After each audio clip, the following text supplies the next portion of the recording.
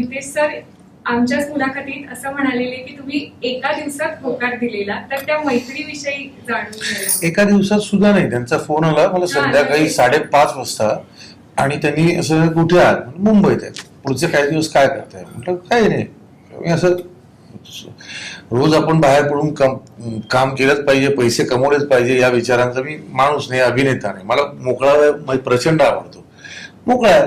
तर त्यांनी सांगितलं असं असं आहे, मला असं असं असा रोल आहे आणि ऐन वेळेला एक आर्टिस्ट आहे. बरं आज सांगतो मी, लोक त्याच्यावर पण कोणतरी हिंदी घेतला असेल त्यांनी ऐन वेळेला नाही म्हणून मराठी नाही, मराठीच कलाकार होता, उत्तम कलाकार होता. काहीतरी अडचण आली आणि त्यामुळे त्यांनी ते केलं नाही. आणि मला त्यांनी सांगितलं, म्हटलं बरं कधी शूटिंग? उद्या. म्हटलं उद्या? म्हटलं पण लुकटेस वगैरे काहीतरी असं? हो आहे आत्ता. येता का? मी म्हटलं येतो. मग तिथे गेल्यानंतर कळलं की तू महाराजांच्या वकिलाचा रोल आहे, पंताजी गोपीनाथ बोकील. आणि तो टक्कल. म्हणजे टक्कल नाही करता येणार ते. नाही मग वीग लावा. तो वीग लावायला 2-2.25 तास रात्रच झाली. मी म्हटलं मग आता काय करायचं? शूटिंग उद्या किती वाजता? 7. Call time 4:30.